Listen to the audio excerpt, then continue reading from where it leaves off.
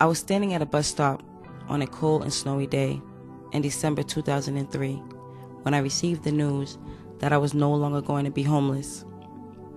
After being homeless for 11 months with 2 children and getting this information 3 days before Christmas, I was very excited.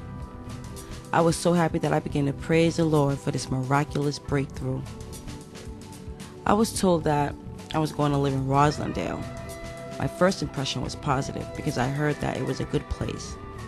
I thought to myself, my children are going to finally be somewhere stable and comfortable where they can be children. When I got to see my new home at Washington Beach Development, I was a bit disappointed that I was going to live in a quote-unquote project setting because of all the stereotypes and stigmas that people get when living in public housing. I needed a place to live, so I wasn't that picky. But I knew that when I did move in, my family and I were going to disassociate ourselves from the public eye. For the first year, I actually did stay away. I would take my car and my children and I would come and go. It got to a point where my neighbors would say to me, "We never see you or your children because you're always in and out." I was honest with my neighbors. I explained to them that I didn't want to deal with anyone around here. Slowly but surely, I met some people at the community center who told me that I would be a great candidate to do work in the development. I was skeptical at first because I was too busy juggling work, school, and keeping my children active. I began assisting with the summer food program and helping children with after-school homework. Later on, I joined the fund committee and became the community organizer there, and 6 months later, I started my own girls group.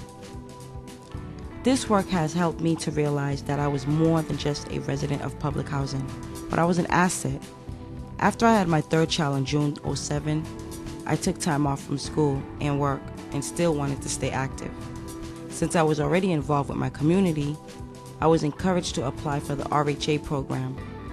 It sounds like a great idea because I have some experience in the healthcare field and I can continue to work with people.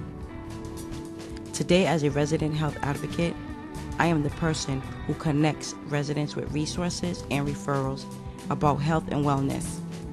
I like what I do because it allows room for me to excel and give back to the community. I enjoy working with the diverse population and learning about the many ethnic backgrounds and cultural differences. After being confined in my apartment at Washington Beach, I am now glad to be able to help other people like myself who call this place home.